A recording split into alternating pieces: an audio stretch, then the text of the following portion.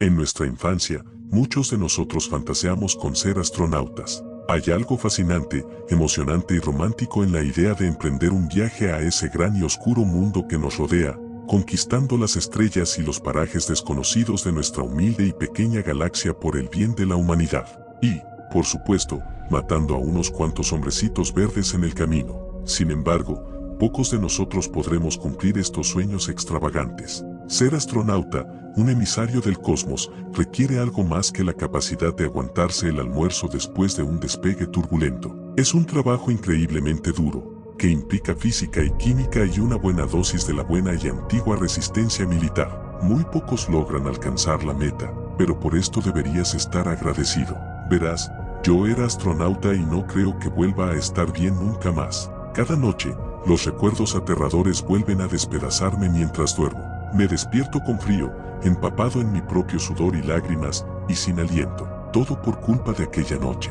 Todo empezó con total normalidad, o con la máxima normalidad posible cuando es más difícil soltar un chorrito de pasta de dientes que ganar la carrera olímpica de relevos. Mi compañero y también astronauta, Robert, se había ido a la cama mucho antes que yo, quejándose de malestar estomacal tras haber consumido otra de nuestras, poco sabrosas raciones. Cuidado con no cagarte encima, Bob, le dije en tono de broma. Ya sabes cuánto trabajo daría limpiarlo. Sentirse mal en condiciones de baja gravedad es una experiencia desagradable, como puedo asegurarles personalmente, así que mis simpatías estaban con Robert. Sin embargo, a medida que avanzaba la noche y me harté de perder contra la IA de ajedrez de a bordo una y otra vez, me aburrí dolorosamente. Uno de mis pasatiempos favoritos consistía en quitarme lentamente los zapatos, observando cómo los cordons fibrosos eran envueltos por la trampa de la gravedad cero y se elevaban hacia el techo de la cabina. Claro, fue infantil, pero no me juzguen por ello si no lo han probado ustedes mismos. Incluso las cosas más pequeñas pueden divertirte en un entorno tan solitario y de otro mundo. Mientras observaba cómo mis suelas de goma despegaban como una lanzadera sobre mi cabeza, fue cuando lo oí. Al principio, débilmente, pero inconfundible en el completo silencio de la cabina, estático. Venía de una de las radios incorporadas a nuestros cascos. Por un momento me quedé allí sentado, hipnotizado. Probablemente no era nada. Estábamos en el espacio, rodeados de cientos de satélites que transmitían multitud de información. No era descabellado pensar que estábamos captando una señal perdida, y aún así, mi instinto me decía que era algo más. Me levanté de mi asiento y floté por el pasillo hasta llegar al armario de nuestros trajes espaciales. La estática se hizo más fuerte cuando alcancé mi casco, así que supe cuál de nuestras radios necesitaba una puesta a punto. Tomé el casco y busqué la radio, y luego se detuvo. Hola. Se oyó una voz de mierda saliendo del receptor. Me sobresalté tanto que casi pegué un grito y me golpeé la cabeza con fuerza contra la rejilla de metal que había a unos centímetros detrás de mí. Ah, hola, ¿hay alguien ahí? Me quedé paralizada, todavía frotándome la nuca. ¿Qué demonios estaba pasando? No teníamos previsto presentarnos en el centro de control hasta dentro de 2 días. A pesar de mis preocupaciones, levanté la radio y la apreté contra mi oído, y cometí el mayor error de mi vida. Hola, soy Michael Stanton de Rising Dawn. ¿Me escuchas? Cambio. La voz me llegó casi de inmediato. Sonaba frenética y sin aliento, y casi de inmediato me sentí mal. Gracias a Dios. No sé cuánto más podré aguantar aquí. Si tú no hubieras llegado, mi corazón empezó a latir con fuerza, martilleándome el pecho. ¿Qué pasa? ¿Desde dónde te estás comunicando? Cambio. Estoy justo afuera de tu nave, Stanton.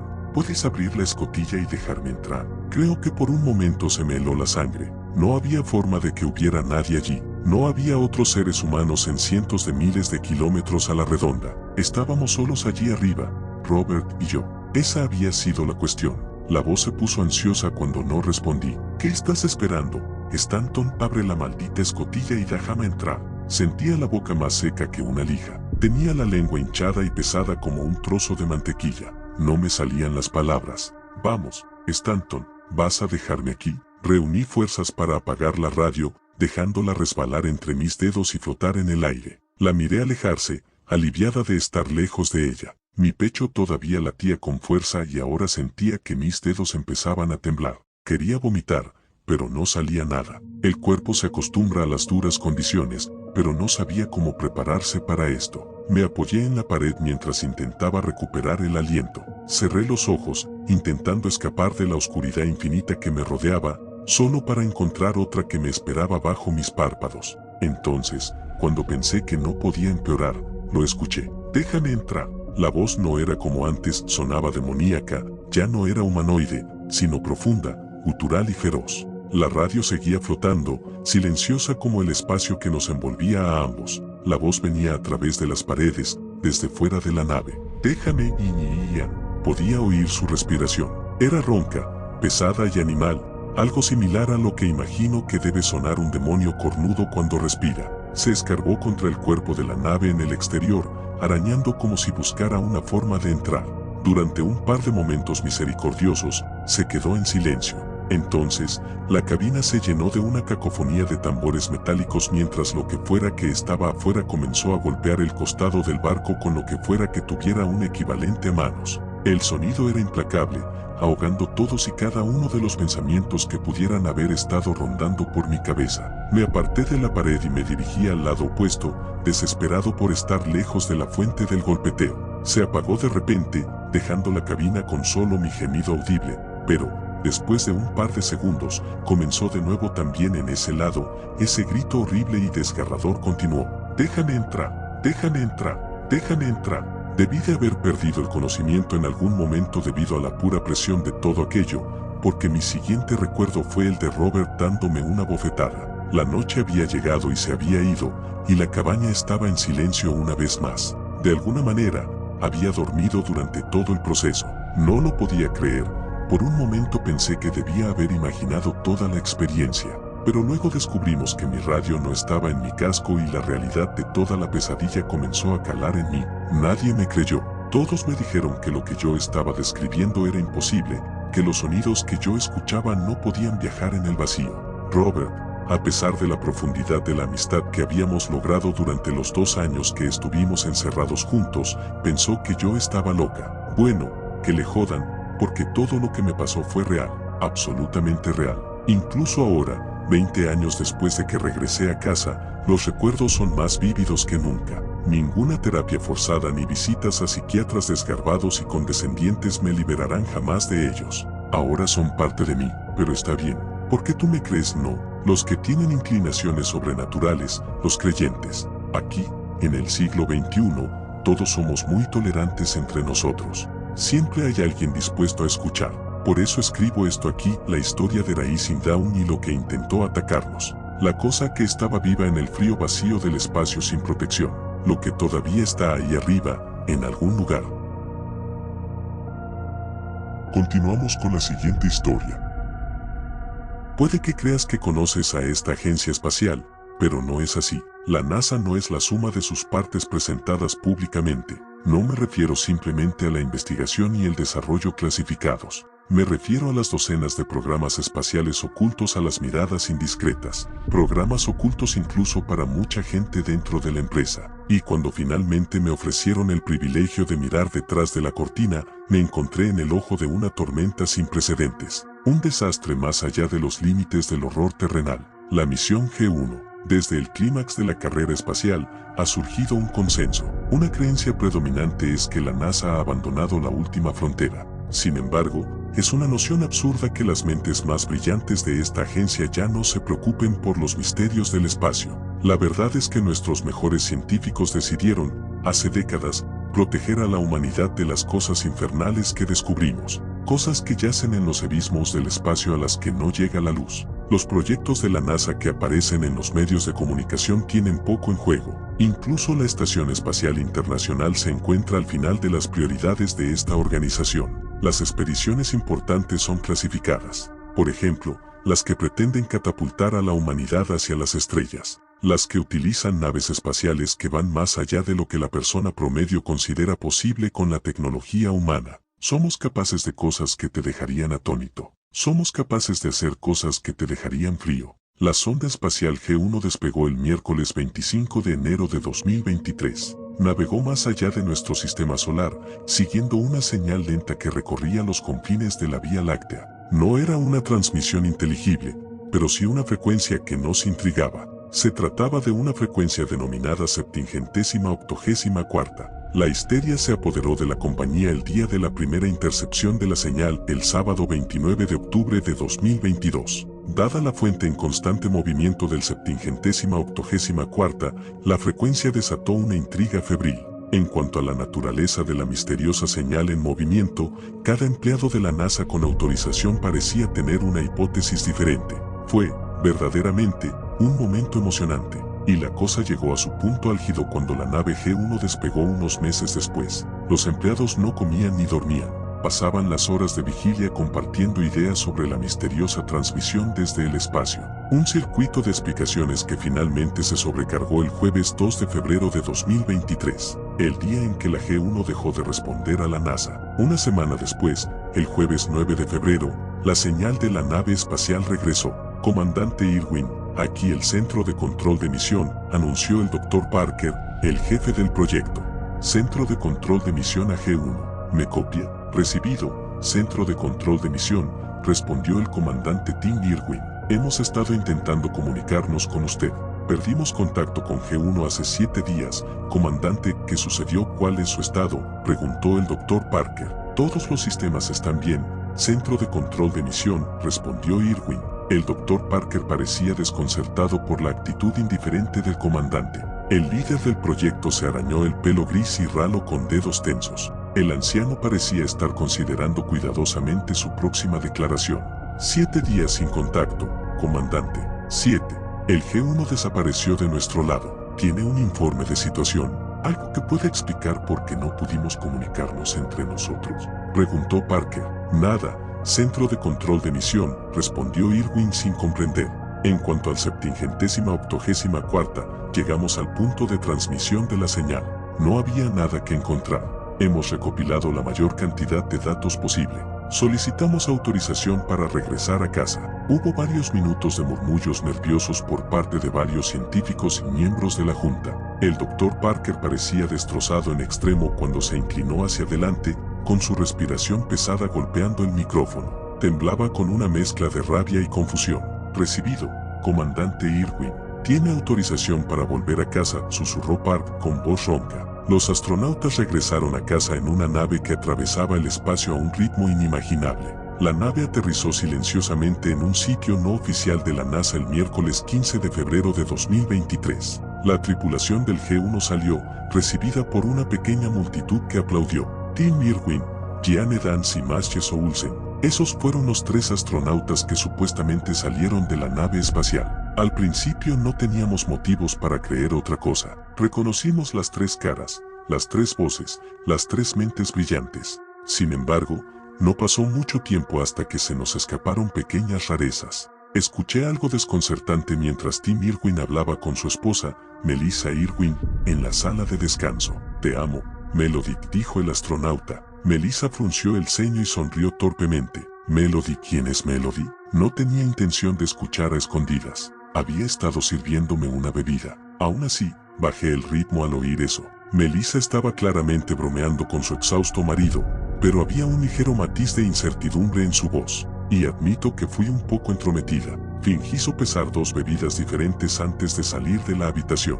Como resultado, logré captar el final del extraño error del comandante. Irwin se aclaró la garganta. Lo siento, cariño. Yo olvidé el nombre de mi esposa, se rió Melissa, terminando la frase. No te preocupes, cariño. Soy Melissa, por cierto. Solo para que lo sepas. No me di cuenta de que tenía que preocuparme porque encontraras a otra mujer en el espacio. Sé tu nombre, dijo Tim con frialdad. Me quedé congelada, a medio camino de la puerta, cuando Melissa respondió con voz tímida. Lo siento, cariño. Lo sé. Solo estaba bromeando, aseguró. Debes tener la cabeza por todas partes. Parece que necesitas un buen descanso. Me reí para mis adentros, una vez que me alejé un poco, pero sentí lo mismo que Melissa. Había algo ligeramente irregular en la disposición de Tim. No era simplemente un cerebro privado de sueño. Yo lo sabía, y ella también.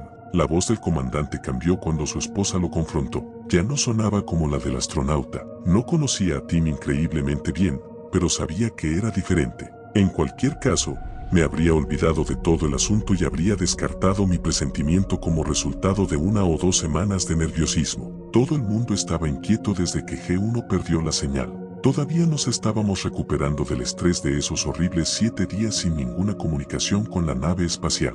Hay otra cosa que vale la pena mencionar del día del regreso de G1. Uno de mis compañeros de trabajo afirmó haber encontrado a Jane Dance parada sola en un pasillo, mirando fijamente la puerta del baño, sin entrar, sin moverse. Falta de sueño, pensé de nuevo. Un año después, esa explicación ya no era suficiente. El miércoles 31 de enero de 2024, un objeto no identificado entró en la atmósfera terrestre y se precipitó al Océano Pacífico. Una catástrofe que solo llegó a conocimiento de la NASA porque el objeto en cuestión utilizaba tecnología avanzada de camuflaje, aunque no transmitía ninguna señal. Fue un satélite del gobierno el que detectó la nave, y cuando los especialistas identificaron que habían detectado tecnología utilizada por Dasen Maines, nuestro principal contratista gubernamental, la NASA envió de inmediato un equipo de recuperación al lugar del océano. Eso fue todo lo que supe hasta que el Dr. Parker llamó a mi puerta. Agradecería su aportación, dijo. Perdón, respondí, temiendo por un momento tener que unirme al equipo de exploración. Usted es una de las 2 docenas de personas que participaron en el proyecto G1, explicó Parker, como si fuera suficiente información. No, entiendo. Ese proyecto terminó hace un año, dije. El Dr. Parker frunció el ceño. Por favor, Dr. O'Dell, acompáñeme. Y luego, después de seguir al hombre hasta la sala de control, aprendí algo que mi cerebro, generalmente ansioso por abrazar lo desconocido, quería tan desesperadamente. En el fondo del océano, a miles de pies debajo de la superficie del agua, la NASA encontró la nave espacial G1. ¿Qué, JDE? No lo sabemos, respondió el Dr. Parker, pero necesito tu ayuda. ¿Por qué? Pregunté débilmente. No entiendo nada de esto. ¿El G1 está en un hangar, no? Sí, asintió el Dr. Parker, pero también está en el fondo del Océano Pacífico, a 3000 millas de la costa este. Mi cara se puso blanca y el hombre asintió. Tómate tu tiempo para procesarlo, dijo. Todavía estoy tratando de asimilarlo. Después de 1 minuto más o menos, finalmente se me ocurrió hacer una pregunta que no me pareció del todo tonta ni carente de educación. ¿Es exactamente la misma nave espacial idéntica en todos los aspectos?, pregunté. El líder del proyecto suspiró. Bueno, sí y no. ¿Por qué estoy aquí, Dr. Parker?, pregunté. El equipo de rescate aún no ha explorado la nave, respondió el hombre. Pero hemos realizado una exploración preliminar con una embarcación no tripulada, la V7. Se detectó movimiento dentro de la nave. Cristo, JDE. Parker continuó, es inquietante. La habitación está dividida. Algunos especialistas creen que podría haber un organismo vivo ahí abajo, pero otros piensan que podría haber sido una pieza de equipo desprendida. El V7 no transmitió ninguna información biológica. De todos modos, por eso quería traerte a la habitación. Después de todo, eres uno de los principales biólogos de esta organización. Me burlé. Me especializo en biología celular y molecular. Esto es... Bueno, ¿qué es esto que hemos encontrado aquí? Nada, dijo Parker. Ese es mi veredicto, pero el Dr. Long no está de acuerdo. Les mencioné su nombre y espero que me ayude. ¿Cómo?, pregunté. Al probar lo que el V7 ya nos dijo, respondió. Lo que sea que se movió ahí abajo, no estaba vivo. No era de naturaleza orgánica, a menos que un pez. No podría haberlo sido. Como dije, el V7 habría detectado una señal biológica. Acepté ofrecer mi opinión. No debería haberlo hecho, pero lo hice. Habría sido fácil pedirle al Dr. Parker que eligiera a otra persona, que le diera autorización a otra persona. No estaba exactamente involucrado emocionalmente con el programa G1. Había pasado un año desde que supuestamente los astronautas regresaron y no habíamos encontrado nada en la fuente de la frecuencia 784. Desde entonces, había pasado a cosas más grandes y mejores. Por supuesto, todo cambió cuando Parker reveló que existía una versión idéntica de la nave espacial G1 en el fondo del océano. Fue un descubrimiento que superó con creces todo lo que había experimentado durante 13 años en la NASA. Necesitaba una respuesta a lo desconocido. 2 horas después, con no más de 20 personas en la sala de control, vimos imágenes en vivo de la inmersión del submarino hacia el lugar del accidente del G1. La misión era una iniciativa conjunta entre la NASA y una empresa privada, y todos los miembros de la tripulación participantes estaban legalmente vinculados a un acuerdo de confidencialidad. Después de todo, estaban a punto de explorar una nave espacial que, en el ámbito público, no existía. Después de la huida inicial de impresionantes especies acuáticas, pasaron otras 2 tortuosas horas hasta que la señal de vídeo mostró algo más que oscuridad. El barco descendió a las profundidades del océano, la parte a la que no llegaba la luz. Pensé en su similitud con el espacio. Me pareció ridículo pensar en el hecho de que hayamos ignorado una frontera en nuestro propio planeta antes de explorar la que está más allá de él. Gran parte del océano sigue sin explorarse. Finalmente, los contratistas encontraron los restos y 2 buzos, cada uno equipado con una cámara, abandonaron el submarino para explorar la nave. Cuando rodearon el morro destrozado de la nave espacial, el centro de control de misión se quedó en silencio. Todos lo vimos al mismo tiempo. Las letras en negrita impresas en los restos arrugados de la nave hundida, que estaba medio enterrada en el fondo negro del mar. G1. Escuchar acerca del descubrimiento fue una cosa, pero verlo en una pantalla gigantesca fue otra muy distinta. El Dr. Parker no era un mentiroso. Yo lo sabía, pero no le creí hasta que vi las imágenes con mis propios ojos. Estamos rompiendo la esclusa de aire ahora, anunció el buzo líder, Barton. El agua agitada se arremolinaba formando una corriente de burbujas que enturbiaba la lente de la cámara de Barton, que utilizaba un equipo de perforación especializado. Fue un proceso largo y arduo, durante el cual el centro de control de misión solo tuvo una visión limitada del espectáculo a través de la cámara de Lake, el segundo buzo. Eso será suficiente, dijo el colega de Barton.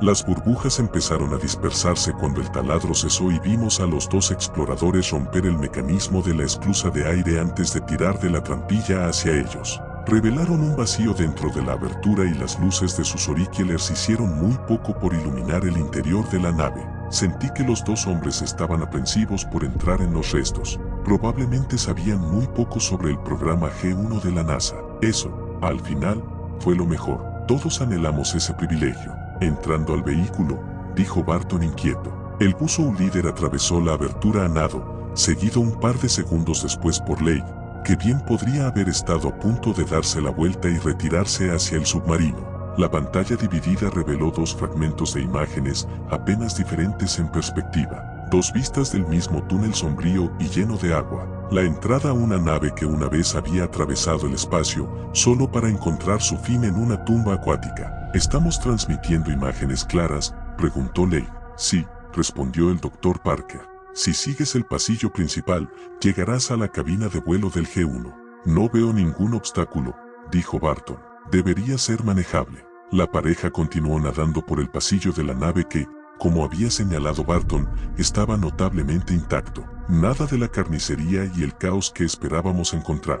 Por otra parte, no debería habernos sorprendido. Había mínimos desgarros en el exterior de la nave.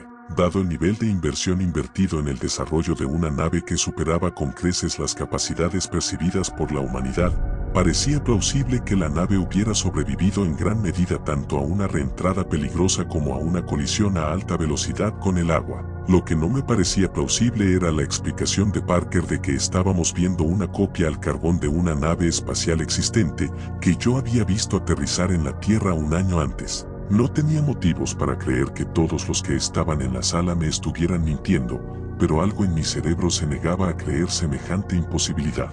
Jamás le habría creído al Dr. Parker, ni siquiera si hubiera ido al hangar y hubiera visto la nave en persona, antes de nadar hasta el fondo del océano para ver su gemela. Incluso después de todo lo que he visto, todavía me esfuerzo por no creer nada de ello. «Oh, Jesús», gritó Barton. La cámara tardó apenas un segundo en revelar lo que había visto el buceador. La escena infernal que había provocado una reacción tan angustiante, y yo mismo solté un grito de terror similar. De hecho, todos retrocedimos asustados. Supongo que ninguno de nosotros había planteado hipótesis sobre lo que podríamos encontrar en los restos, incluso cuando el debate sobre el movimiento y las firmas biológicas había ardido. No hubo una histeria jubilosa. No fue como en los primeros días del proyecto G1. Nadie parecía entusiasmado por encontrar 3 trajes espaciales flotando en la parte delantera de la nave espacial. Trajes espaciales que no estaban vacíos. Trajes espaciales que, sorprendentemente, estaban intactos. Había pasado aproximadamente un día desde el accidente del G1, para que los buzos salieran a la superficie de la nave. Los cuerpos tardaron 24 horas en descomponerse bajo el agua. La piel de cada astronauta estaba descolorida y herida con inquietantes cortes finos como cuchillas, pero sus rostros demacrados eran inconfundibles. Los 2 hombres y una mujer, cada uno con un grito hasta la tumba, eran los 3 astronautas que habían regresado a la Tierra. Un año antes, lo peor de todo era el cadáver del comandante Tim Irwin. La mitad superior de su casco y la cabeza que se encontraba dentro habían sido cortadas limpiamente por encima de su boca abierta. Eso explicaba la naturaleza podrida de su mitad inferior restante en comparación con Diane y Olsen, quienes estaban encerrados en un traje sin oxígeno. El oxígeno de la nave habría durado al menos un mes más o menos, lo que resultó en la descomposición parcial del rostro restante de Irwin, expuesto por el casco salvajemente aserrado. La mitad inferior de su rostro tenía agujeros en las mejillas, revelando dientes detrás. Un científico murmuró que los 3 científicos podrían haber muerto mucho antes del impacto. Dentro de un traje espacial sellado, sin oxígeno, el proceso de descomposición se ralentizaría. Por supuesto, eso solo suscitó más preguntas aterradoras. Una en particular me dio vueltas en la cabeza. ¿Por qué los astronautas llevaban trajes dentro de la nave espacial? Un ingeniero técnico dio una explicación probable para el regreso de la nave. El G-1 fue programado con una iniciativa de retorno a casa. En caso de pérdida de vidas o 24 horas sin pilotaje manual, la placa madre de la nave fue programada para asumir el control automático del G-1 y dirigirlo de regreso a la Tierra. El reingreso podría haber fallado porque la nave estaba dañada. Eso también podría explicar por qué no recibimos una señal de su transmisor. Honestamente, es un milagro que el G-1 haya logrado regresar a la Tierra, dijo el ingeniero. Sabremos más cuando veamos el registro del barco, añadió otro ingeniero. El Dr. Parker suspiró. Barton, tenemos que salir de aquí, gritó Lake, por encima del Dr. Parker. Yo no me apunté a esto. Mira, ya hemos hecho la inmersión. Ya has visto lo que necesitabas ver. Entiendo que se trata de una situación terrible, continuó Parker. Sin embargo, se le informó al respecto. Firmó un contrato, señor Lake. Se le explicó claramente la naturaleza de la expedición y no tenemos toda la información que necesitamos. Necesitamos que recupere la mayor cantidad posible de datos de la nave. ¿Tiene el disco duro? Yo. Sí, murmuró Barton, aturdido por los 3 cadáveres flotantes. Correcto, respondió Parker. Deberías ver el enchufe en el lado derecho. El buzo líder nadó hacia la consola principal, buscando ansiosamente con la ayuda de todos los expertos en navegación que había en la sala. Cuando finalmente insertó el disco en el zócalo designado, una luz roja parpadeó a su lado. ¿Qué significa eso?, preguntó Barton. Tenía usted razón, Ian, le dijo uno de los ingenieros técnicos a su colega. No es bueno, señor Barton. Significa que algunos de los archivos de registro del barco están dañados. ¿Todos ellos?, preguntó el Dr. Parker. El ingeniero se frotó la barbilla. Bueno, si no hubiera habido luz, esto habría sido una causa perdida. Así que todavía hay esperanza. Será el daño causado por el agua. De eso no hay duda. Simplemente deje el disco en el enchufe, señor Barton. Déjelo funcionar. Cuando la luz se apague, eso significa que la transferencia de datos ha terminado. Mientras tanto, Lake estaba escaneando la nave con un equipo para detectar materia orgánica. Yo estaba de pie, esperando a que el dispositivo del buzo detectara alguna señal de vida, algo que justificara mi presencia en la habitación, pero no había nada, ni siquiera una señal del movimiento que había detectado el V7. Yo era el biólogo incómodo en la esquina, solo allí, al parecer, para soportar el horror junto con todos los demás. Sin embargo, algo que intrigó al centro de control de misión fue el descubrimiento por parte de Lake de fragmentos de vidrio flotando en el laboratorio de Dance. La mayoría de la gente no prestaría atención a fragmentos de vidrio suspendidos en un naufragio submarino. El buzo ciertamente no comprendió el alboroto de los científicos, y yo tampoco, pero Lake complació al Dr. Parker cuando le ordenaron que recogiera una muestra. Es solo un cristal roto, pensé ingenuamente, frunciendo el ceño. 10 minutos después, cuando se completó la transferencia de datos, Barton recuperó el disco duro,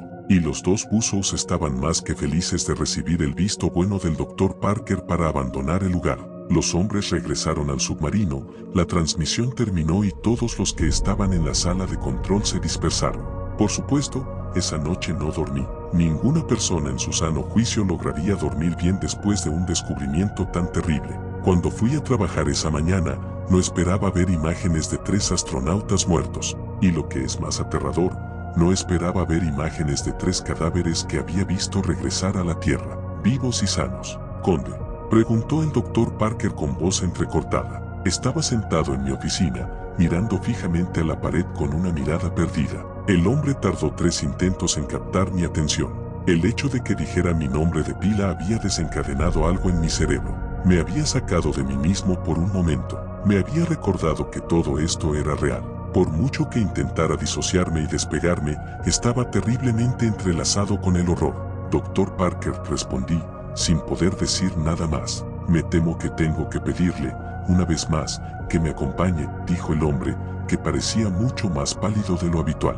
Acabamos de revisar los datos de los restos del G1. ¿Qué encontraste? Susurré con la voz entrecortada. Yo, Parker suspiró. Si vienes a mi oficina, lo verás. Realmente necesito tu opinión. A mí me pareció mentira. El doctor Parker había estado hablando de la importancia de mi opinión como biólogo desde el comienzo del programa G1. Al final, yo simplemente había sido un miembro flácido y sin vida, ni siquiera un apéndice de repuesto, solo un poco de grasa sobrante que alguien se había olvidado de recortar. Sin embargo, al final resultó que el doctor Parker había encontrado algo que requería mi aportación. De los 102 archivos de audio que había en la unidad, solo 2 no estaban dañados. 2 grabaciones del comandante Tim Irwin. En esas grabaciones, el doctor Parker escuchó algo que no entendió. Escuchó muchas cosas que no entendió. Lamentablemente, yo tampoco entendí bien las grabaciones. Lo poco que entendí, sin embargo, me horrorizó, y lo vi venir. Lo presagió el líder del proyecto, con su mirada atormentada. La Junta necesita saber si han encontrado algo extraño en la naturaleza, Dr. Odell. Sigo sin creer que no lo hayamos encontrado. No es orgánico, no lo creo.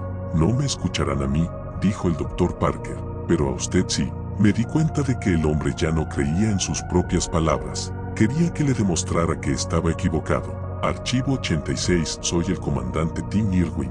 Estoy grabando este mensaje a las 14:40 del jueves 2 de febrero de 2023, hora del meridiano de Greenwich. Desde las 12:15 de hoy no hemos podido comunicarnos con el control de misión.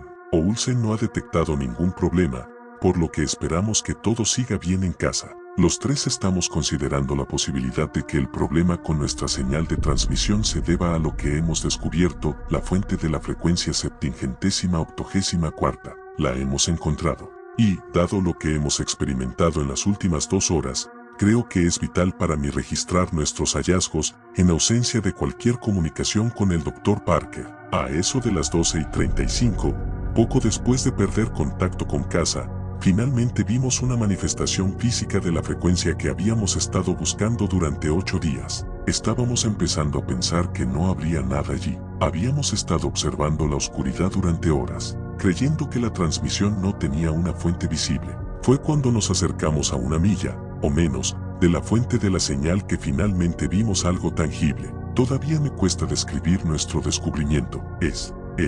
Bueno, al principio no sabíamos cómo expresarlo con palabras. Ahora, sin embargo, supongo que diría que estábamos persiguiendo un cinturón de fragmentos de vidrio en constante movimiento. Sí, fragmentos de vidrio. ¿Me has oído bien? Miles de pequeños fragmentos parecidos al vidrio que se precipitaban a través del cosmos. Trozos irregulares de algún material desconocido. Ninguna señal de vida biológica. Ninguna señal de tecnología extranjera. Solo una sustancia casi transparente, sin naturaleza tecnológica u orgánica, que de alguna manera transmitía la frecuencia 784. Esa revelación podría decepcionar a algunas personas en casa, a quienes esperaban encontrar señales de vida extraterrestre. Aún así, sé que el Dr. Parker y otras mentes detrás de esta misión estarán sumamente fascinados por este descubrimiento. A las 12:55, después de un breve periodo de preparación, utilizamos la nave B1 para recuperar una muestra de vidrio de la cinta transportadora. Entiendo que, aunque nos autorizaron a utilizar el equipo sin aprobación, el Dr. Parker puede estar un poco desanimado. Sé que quería experimentar esto con nosotros. Solo espero que lo entienda. No queríamos esperar a que se reabriera la línea de comunicación. Después de todo, no sabíamos si tendríamos otra oportunidad. No teníamos forma de saber cómo reaccionaría el misterioso cinturón de vidrio a nuestra presencia, aunque G1 todavía no estaba detectando señales orgánicas o electrónicas. Diane sigue hablando de la posibilidad de que algo consciente se esconda en los fragmentos. Hasta que detectemos algo orgánico, lo dudo. El cinturón se movía, y sigue moviéndose, a un ritmo bastante lento de aproximadamente 6.000 millas por hora. No tendremos problemas para seguirlo en el G1. Mientras hablo, avanzamos lentamente junto a la corriente de vidrio. Se extiende por cientos de millas. ¿Quién sabe cuántos fragmentos contiene la corriente? En lo que respecta a la recuperación de fragmentos de vidrio del cinturón, la nave B1 sufrió daños catastróficos, lo que nos intrigó. Ningún tipo de vidrio en la Tierra sería lo suficientemente potente, incluso a esa velocidad, para atravesar el casco reforzado de la B1. Eso solo confirmó lo que ya sabíamos. Esto no es vidrio, no es nada que podamos entender. Al darnos cuenta de eso, supimos que teníamos que recuperar una muestra, independientemente del daño que hubiera sufrido la B1. La pequeña nave solo logró recoger un puñado de fragmentos que pasaban por allí, pero eso fue suficiente. No queríamos tentar a la suerte, así que la trajimos de vuelta en cuestión de minutos. Enviaré los registros de datos tan pronto como se arregle la comunicación. Ya verás a qué me refiero. La nave en miniatura casi quedó destruida por el cinturón y no queríamos perder la oportunidad de reclamar al menos algo.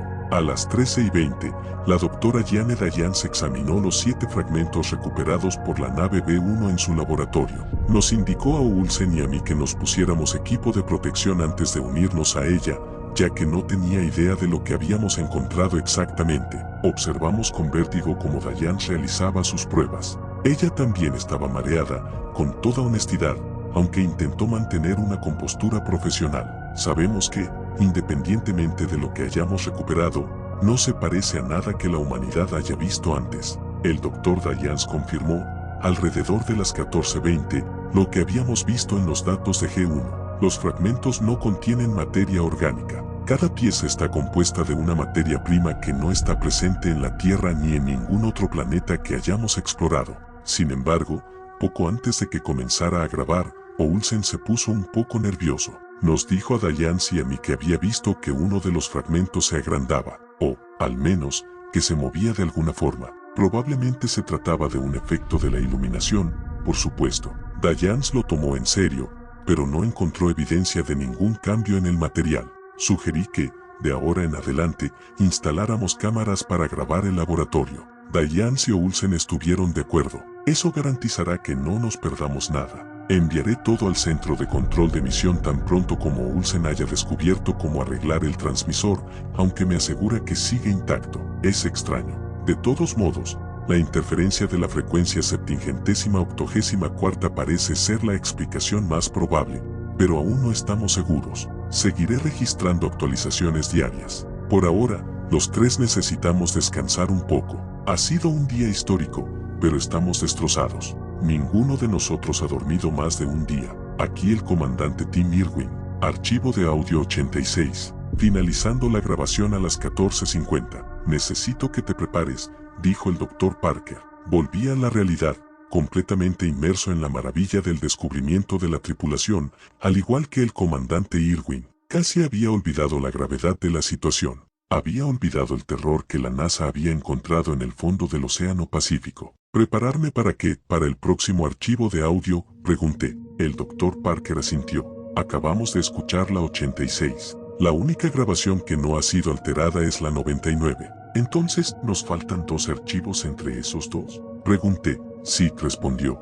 Y 3 archivos después del 99. A la Junta no le interesan los primeros 85 archivos de audio, los que había antes de que perdiéramos contacto con G1. Son actualizaciones sin sentido que probablemente reflejarían lo que el comandante Irwin le decía al control de misión a diario. Pero las grabaciones de audio del 86 al 102 detallan lo que sucedió después de que la nave se apagara. Esos son, tal vez, los datos más valiosos que posee actualmente esta organización. Bien, ¿es útil el archivo 99? Pregunté. El labio del doctor tembló mientras pasaba su índice tembloroso sobre el ratón, pensando si debía causarme tal horror. Ojalá no lo hubiera hecho. ¿Útil? Es una palabra interesante. No sé, doctor Odell. Cuenta una parte horrible de una historia que no entendemos, graznó Parker antes de hacer clic. Archivo 99 que este es Irwin, 99, archivo 99. Desde las últimas grabaciones, las cosas han todo terminado. Y las cosas ya eran terribles. Esta debe ser mi quinta grabación hoy, lo siento. Perdón por la acumulación de archivos para qué, o a quién le importa. ¿Por qué me estoy disculpando con alguien? No hay nadie allí, nunca habrá nadie allí. Estaré perdido en el espacio y, bueno, espero que alguien lo oiga. Después de todo, ahí está el protocolo de regreso. No soy ingeniero, pero recuerdo que Olsen habló de ello. Si G1 logra regresar a la Tierra, espero que estas grabaciones tengan sentido para ti, quien quiera que esté escuchando. Nada de esto tiene sentido para mí, y es aún peor ahora que Dayan se ha ido. Murió a las, no sé, a las 22:10, quizás. Mierda. Es martes 7 * de febrero. Las 22:40. Soy el único miembro sobreviviente de la tripulación del G1. Ya sabes cómo sucedió. Solo quiero que su familia sepa que traté de salvarla. Oh, Dios. Todo esto comenzó con un esfuerzo imprudente. Deberíamos habernos dado la vuelta cuando vimos la nave fuera de la ventana. Todavía está allí. La estoy mirando ahora. G1, una versión idéntica de nuestra nave espacial, mirándome desde el cinturón, insensible a la corriente de vidrio que se precipitaba. ¿Sabes qué? Me gustaría corregir mi declaración. Deberíamos habernos dado la vuelta en cuanto perdimos contacto con el centro de control. Esto estaba escrito en la pared. Todo lo relacionado con el cinturón estaba mal. Lo sabíamos, pero se nos caía la baba como a un mono. La idea de Olsen era inteligente. Era inteligente, pero no era suficiente. Deberíamos haber pensado en B1, pensar en cómo el vidrio lo atravesaba. Sin embargo, Olsen prometió que esto sería diferente. Después de todo, la cinta se movía muy rápido. Dijo que los fragmentos no eran tan peligrosos fuera de la cinta. Queríamos creerle. Quizá yo todavía quiera creerle. Después de todo, llevo puesto mi traje, aunque sé que no lo salvó, y tampoco salvó a Diane. Ella. Pasé la mayor parte del día intentando detener la hemorragia, pero fue horrible. Lo has oído. No hace falta que te lo cuente. Todavía escucho sus palabras, zumbando en mis oídos. Las cosas que describió, la forma en que le cortó la piel y luego, desapareció. El vidrio desapareció después de cortarle la cara en pedazos. Fue tan metódico y rápido, tan inquietantemente rápido, pero no de una manera misericordiosa. Su último grito nunca abandonará mi mente. Tampoco lo hará la imagen de ese fragmento afilado, que no está sujeto a las leyes de la física, cortando su rostro con movimientos limpios y rápidos. Un arma empuñada por una fuerza invisible. He cerrado el laboratorio. Eso no será suficiente, ¿verdad? No fue suficiente para detener. Ahí va. Por eso quería grabar esto. Sigo viendo algo en la versión copiada de la nave espacial G1, planeando a 100 metros de la real. Sigo viendo movimiento detrás de las ventanas. Oh, Dios. No hay Dios. No en él. Los veo con claridad ahora, pero están muertos. Olsen y Dayan están muertos. Sus cuerpos siguen en la sala de control. Los miro y también están al otro lado de la calle. Me observan desde la cabina de mando de la nave copiada. ¿Qué está pasando? ¿Qué es esto? No sé. No dejan de mirarme. Quiero darme la vuelta. Quiero dejar de seguir el cinturón. He querido abandonar la misión durante días, pero Dayan tenía razón. Después de que Olsen falleciera, dijo que no deberíamos regresar con los fragmentos a bordo. Estábamos demasiado asustados para acercarnos al cristal después de su muerte. Sin Dayan, no me veo resolviendo esto. Solo tengo que seguir adelante, seguir rastreando las cosas, seguir avanzando. Mañana grabaré una actualización, pero no abandonaré esta misión. No hasta que hable con alguien del centro de control de misión. Sea cual sea el material que hayamos encontrado, no creo que deba volver a casa a menos que me deshaga de él. Así que, espera, eso es. ¿Escuchas? Eso es lo que escuché antes, cuando le pasó a Dayan. Cuando el vidrio se movió, se transformó en algo, no sé, parecía líquido, como un fino rastro de agua con un ligero brillo. Se arrastró por las paredes, antes de trepar por su traje y de alguna manera deslizarse debajo de la visera. No sé cómo entró, y luego comenzó a solidificarse. Ella estaba corriendo, gritando, luchando con su propio casco. Dame un segundo, necesito revisar el laboratorio. Sí, hay menos trozos de vidrio. Esa es la otra cosa. 4. Solo hay 4 fragmentos. Recogimos 7 del cinturón. Definitivamente había 7, luego 6, después de que la versión reflejada de la nave G1 apareciera fuera de la ventana. 5, después de que encontramos el cuerpo de Olsen en la esclusa de aire. 4, después de que se llevara a Diane. Esperen, no, hubo 4 después de que Diane murió, a los 22:10. Son las 22:43 y yo solo veo 3 fragmentos allí, sobre su escritorio, pero la puerta está cerrada, no hay señales de salida. ¿A dónde se fue el cuarto? ¿A dónde se fue? Carajo, maldita sea, no sé cuánto más podré esperar. Quiero volver a casa más que nada, ver a Melissa, ver a los pequeños, pero es exactamente por eso que no volveré. Sería egoísta. No estaría bien dejarlos vivir en una tierra con el riesgo de estos fragmentos. Dejen de mirarme, los dos, basta. ¿Qué eres tú? No eres ellos, están muertos. Lo siento mucho por haber grabado todo esto. Habría sido mejor no saberlo, ¿no? Habría sido mejor no saberlo. Comandante Tim Irwin, archivo de audio, 99, finalizando la grabación a las 22:45. Después de que el audio terminó, el Dr. Parker y yo nos sentamos en silencio. No en silencio.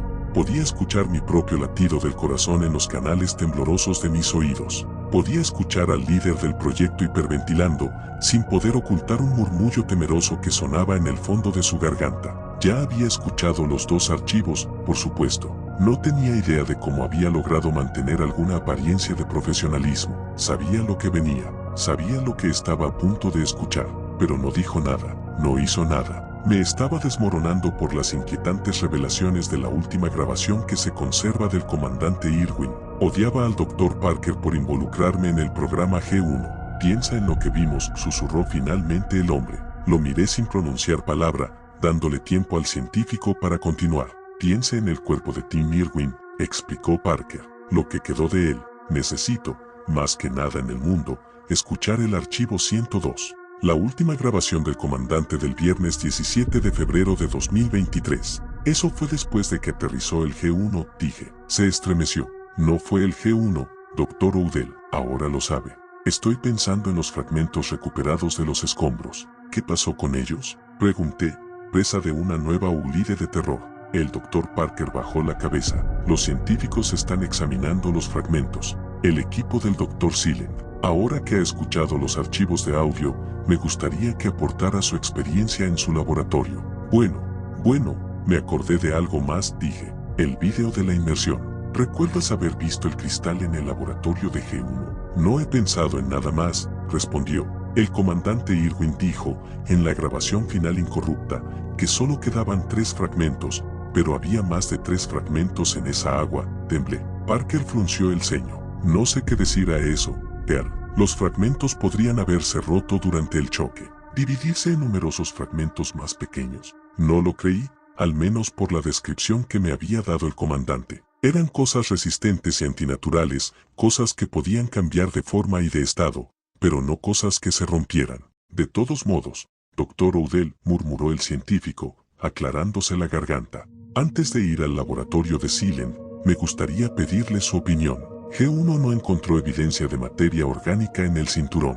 La doctora Jeanne Diane no encontró evidencia de materia orgánica en las muestras de los fragmentos. Sin embargo, dada la descripción del comandante en el archivo 99, cree que el registro de datos de la nave puede haber estado equivocado. Cree que la doctora Diane puede haberse equivocado. Suspiré. No tengo pruebas suficientes para dar una respuesta definitiva a esa pregunta, Dr. Parker. No hasta que vea los fragmentos con mis propios ojos. Lamenté haber dicho eso. No quería ver los fragmentos. Quería huir, limpiarme las manos de todo el asunto. El archivo 99 me había llenado de un miedo sin fondo que no sabía que el cuerpo humano pudiera experimentar. Me perseguía. La idea de que una cosa insensible robara la forma de alguien y luego destrozara a esa misma persona en pedazos. El comandante tenía razón. Sería lo peor que se pudiera imaginar que la sustancia regresara a la Tierra. Pero todo terminó cuando el vidrio imitó a la nave espacial. Los fragmentos ya están aquí desde hace un año.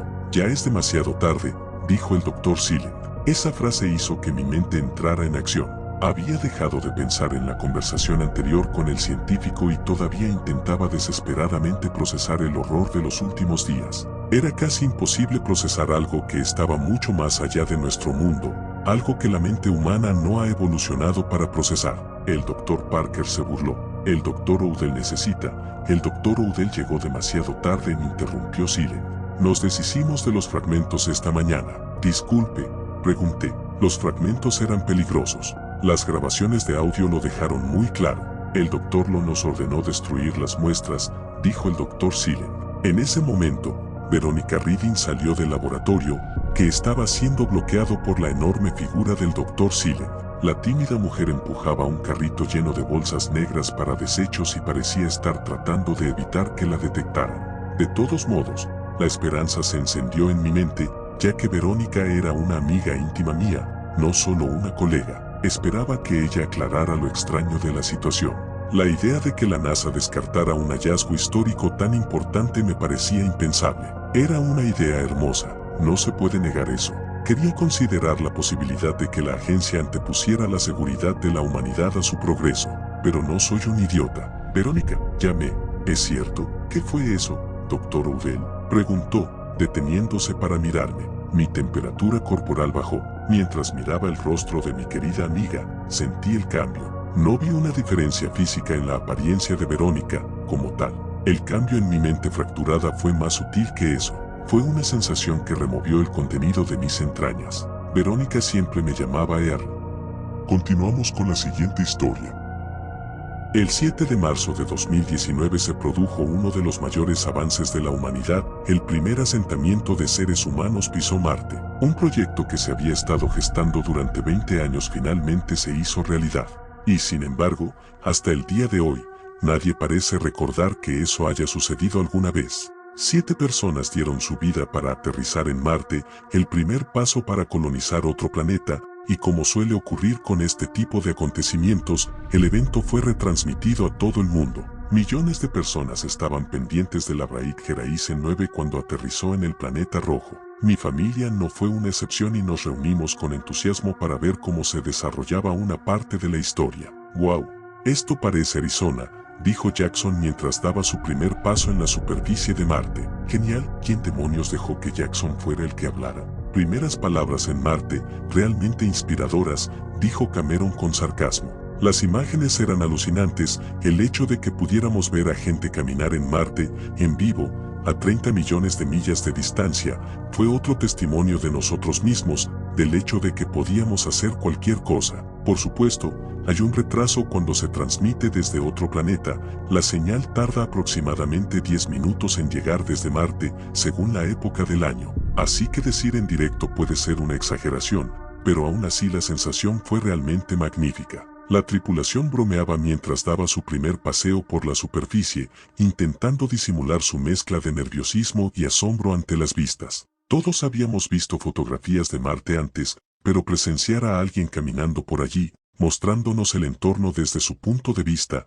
era algo completamente diferente. Muy bien, recuerden, no somos turistas, así que tratemos de parecer profesionales, al menos mientras estemos en televisión, dijo Gordon, el líder asignado. Cada uno de ellos tenía una cámara montada en su casco, y como nosotros, los espectadores, recibíamos todas las transmisiones diferentes, podíamos cambiar la vista libremente cuando lo necesitábamos. Nunca había visto a mi padre tan entusiasmado por algo. Acababa de cumplir 60 años y hasta él actuaba como si fuera un niño otra vez, simplemente viendo el alunizaje por primera vez, como lo hizo hace tantos años. Pasaron un par de semanas y cada momento de la jornada de los astronautas se transmitió en directo y se pudo acceder a él fácilmente en línea. Según el contador de visitas, al menos 1 millón de personas los vieron cada día. Había cortes en la señal de vez en cuando, unas cuantas horas sin señal y, por supuesto, también dormían al final de cada día marciano, también conocido como sol. Seguí observándolos durante 1 hora más o menos después de llegar a casa por la noche. Me sentía bien de vivir en una época de tantos avances científicos y una parte de mí soñaba con que algún día yo mismo podría poner un pie en Marte. El tiempo pasó volando y el 9 de abril, después de aproximadamente un mes en Marte, me senté con mi papá y vimos la transmisión de otra caminata espacial. Estaban recolectando muestras y verificando los cimientos para futuros asentamientos, nada demasiado emocionante, pero absolutamente valió la pena nuestro tiempo. Gordon era generalmente el que lideraba el equipo, y aunque tendía a elegir a Cameron y Jackson, esta vez incluyó también a Anderson, un tipo más tranquilo en el que casi ni me había fijado antes. La tripulación había aterrizado en el borde de Valles Marineris, un valle aproximadamente 3 veces el tamaño del Gran Cañón y mucho más profundo. En cierto modo, me había encariñado con la tripulación, viéndola casi todos los días durante un mes. Jackson era, con diferencia, mi favorito y, a juzgar por su actitud, resultaba difícil pensar en él como un astronauta profesional. Siempre estaba haciendo tonterías y bromeando sobre las cosas más tontas. Gordon, por otra parte, encajaba perfectamente en su papel de líder, estricto, maduro, pero sobre todo, solidario. El resto de la tripulación, compuesta por 7 miembros, eran unos frikis comunes y corrientes, a excepción de Anderson, que era más bien un gigante. Todos habían sido elegidos a la perfección para su parte de la misión, pero, por alguna razón, no resultaban demasiado interesantes de ver. Cameron, la única mujer de la tripulación, era la más inteligente del grupo y era responsable de la mayor parte del mantenimiento de la estación. Durante su expedición, seguimos principalmente el canal de Jackson, y solo cambiamos a otros canales mientras él estaba ocupado recogiendo rocas. Bueno, esto sí que es algo extraordinario, dijo Jackson mientras contemplaban el valle. ¿Sí todavía crees que se parece a Arizona, idiota? Para mí parecía un par de chicos de secundaria coqueteando, pero fue extrañamente entrañable ver lo normal que podía ser la vida en un planeta diferente. Era un sol particularmente oscuro en Marte y el sol estaba a punto de descender tras el horizonte, lo que significaba que la tripulación tenía que regresar a su puesto. La puesta de sol en Marte era muy diferente de la romántica escena que vemos en la Tierra, azul y fría. Era más inquietante que hermosa, y me invadió una sensación de pavor. Creo que prefiero los atardeceres de la Tierra, dijo Jackson. Sí, pasará un tiempo hasta que volvamos a ver uno de esos. Si es que algún día vienen a recogernos, claro está. Una vez que el sol se puso lo suficientemente bajo, Gordon ordenó a todos que empacaran. La tripulación cumplió, pero parecía molesta porque su trabajo se había interrumpido. Antes de que la tripulación pudiera siquiera empezar a recoger sus cosas, el audio falló por completo y se cortó toda la transmisión de cualquier cámara disponible. No fue gran cosa, sucedió con la suficiente frecuencia como para parecer trivial. La transmisión regresó después de un par de minutos, cuando volví de la cocina con una taza de té. Mi padre se había sumergido en la grabación, que finalmente regresó. Esta vez estábamos siguiendo el punto de vista de Gordon. Nos recibió el sonido de un jadeo. ¿Alguien vio eso?, preguntó Anderson. El solo hecho de que Anderson, un hombre enorme, que casi nunca abría la boca para hablar, dijera algo con miedo en su voz era bastante aterrador. ¿Qué ves?, preguntó Gordon.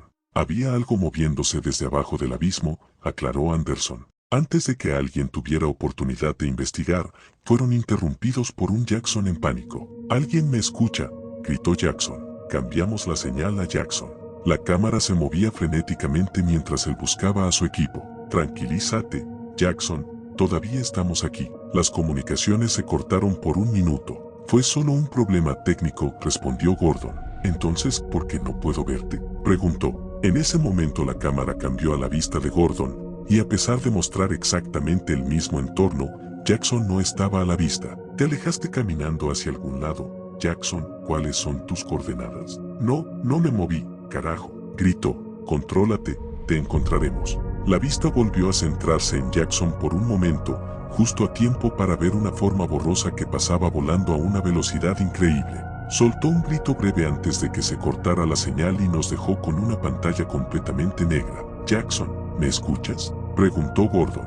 «Jackson». La tripulación se miró en estado de shock y la vista se redirigió nuevamente a la transmisión de Gordon. «¿Dónde está?», preguntó Cameron. «No lo sé, según su GPS simplemente desapareció. Llama a la base, diles que busquen en la red, comprobaré si de alguna manera se cayó del acantilado», dijo Gordon mientras hacía un gesto hacia Cameron. «Control, ¿me escuchas?», preguntó Cameron. «No hay respuesta, Control». «Daniel», repitió. Gordon, no responden. Ninguno de los astronautas se atrevió a hacer ninguna sugerencia. Parecían estar divididos entre regresar a la estación para ver cómo estaba la tripulación o quedarse a buscar a Jackson. «Tenemos que volver a la estación», dijo finalmente Anderson. «¿Y qué pasa con Jackson?», preguntó Cameron. «Si algo le pasa a la estación, Todos estaremos muertos de todas formas. La tripulación se apresuró a regresar al Bright Horizon 9, sin que ninguno de ellos dijera una palabra en el proceso. Gordon encabezó la persecución, dándose la vuelta de vez en cuando para comprobar que toda la tripulación lo seguía. Al comprobarlo, Anderson simplemente había desaparecido detrás de ellos mientras corrían hacia la estación. ¿A dónde fue?, preguntó Gordon. No lo sé. Estaba detrás de mí hace apenas un segundo, tartamudeó Cameron. Todas las demás transmisiones se habían apagado desde hacía tiempo, incluidas las cámaras de la estación. No tardaron mucho en volver corriendo a Bright Horizon 9. Las puertas estaban abiertas, pero no se veía a ninguno de los miembros restantes de la tripulación. Gordon se estaba volviendo más frenético a cada minuto, perdiendo la clara compostura que había mantenido hasta ese momento de la misión. Mierda, mierda, mierda, ¿qué les pasó?, dijo. No lo sé, sellé la puerta. Buscaré cualquier señal de calor en los alrededores, dijo Cameron.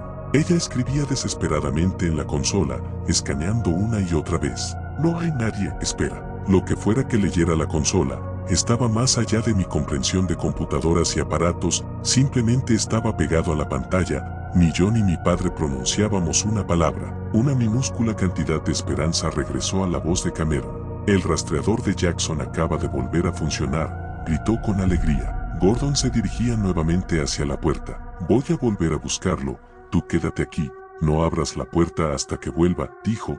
Las palabras eran valientes, pero no podía ocultar su voz temblorosa. Cameron intentó rechazar sus órdenes. Prométemelo, dijo. Lo prometo, respondió ella de mala gana. Volvía la vista de Gordon. El sol ya se había puesto en Marte y la noche era tan oscura como cualquier otra que hubiera visto en la Tierra. Incluso con sus dos lunas, la cámara montada en el casco de Gordon apenas captaba luz, incluso con la linterna que llevaba. «¿Sigue hablándome, Cameron?», preguntó Gordon, nervioso. «No tardaré mucho en llegar a Jackson. ¿Ves algún movimiento a tu alrededor?». «Nada, está demasiado oscuro», dijo Gordon. «Espera, el rastreador GPS de Jackson se está moviendo hacia mí». Hizo una pausa para comprobar la ubicación. «Espera un minuto, se está moviendo a más de 50 millas por hora». «Eso no es», se quedó en silencio y la transmisión se cortó. Cameron se sentó, derrotada y conmocionada. Ni siquiera intentó llamar a sus amigos, sabía que se habían ido hacía tiempo. Ella simplemente se levantó y caminó hacia la cocina. Sin decir una palabra, tomó uno de los cuchillos y se cortó la garganta. La decisión tardó menos de una fracción de segundo. Como lo vimos desde su punto de vista, era difícil decir exactamente qué sucedió, pero el flujo de sangre que siguió y los gorgoteos subsiguientes dieron una pista de lo que hizo. Pareció que habían pasado siglos hasta que el gorgoteo se detuvo, pero tan pronto como ella jadeó por última vez, una criatura apareció en la periferia. No pudimos ver nada más que una silueta borrosa, demasiado alta y delgada para ser humana. Aunque todo lo que la rodeaba parecía nítido, la cámara se negó a enfocarla, incluso cuando se acercó. Se inclinó para inspeccionar el cuerpo sin vida de Cameron, todavía borroso, y por un momento pareció no entender su fallecimiento, como si no pudiera captar el concepto de suicidio. Rápidamente se dio cuenta de que algo lo estaba observando, ya que colocó su propio rostro directamente frente a la cámara. Solo pasó un segundo antes de que la transmisión se cortara una vez más, pero esta vez, en lugar de permanecer en negro, fue reemplazada por una imagen congelada de lo que fuera que era la criatura, y el audio se convirtió en un chirrido de vidrio roto. El sonido era más fuerte que cualquier cosa que hubiera escuchado jamás, ni siquiera agarrándome los oídos pude detener sus incesantes gritos. Era rítmico, casi como código Morse, pero más rápido y errático. No solo provenía de la televisión. De hecho, todos y cada uno de los aparatos electrónicos de la casa conectados a internet reproducían el mismo horror, el estéreo de la casa de mis vecinos y la radio de un coche que pasaba por allí. Hasta donde pude ver, el mundo entero se había convertido en un grito horrible. No me había dado cuenta hasta entonces de que mi padre estaba pegado a la pantalla del televisor, sin pestañear y sin responder. Intenté apartarlo, pero fue en vano, estaba en una especie de trance. Ya sea por un circuito roto o por el propio chirrido, de repente todo en la casa se apagó, produciéndose un apagón total que afectó únicamente a nuestra casa. Luego los chillidos cesaron en todo el vecindario y, cuando el televisor se volvió a encender, el canal desapareció. Ha pasado un mes desde los eventos de Bright Horizon 9, y no hay ni una pizca de evidencia de que esto haya sucedido alguna vez, Según todas las fuentes disponibles, ni siquiera hemos visitado Marte todavía. Mis padres me hicieron hablar con un psiquiatra y casi me convencí de que me había vuelto loca por un tiempo, pero aquí estoy, buscando desesperadamente a alguien más que recuerde. No sé por qué no lo he olvidado, pero no puedo estar sola. Estas cosas, sean lo que sean, mataron a toda la tripulación sin despeinarse y lograron secuestrar el equipo a bordo de Bright Horizon 9, borrando así la memoria colectiva de toda la raza humana. Necesitaban que olvidáramos, para que no pudiéramos contraatacar. Realmente espero estar loca, porque si no lo estoy, ellos vendrán aquí pronto.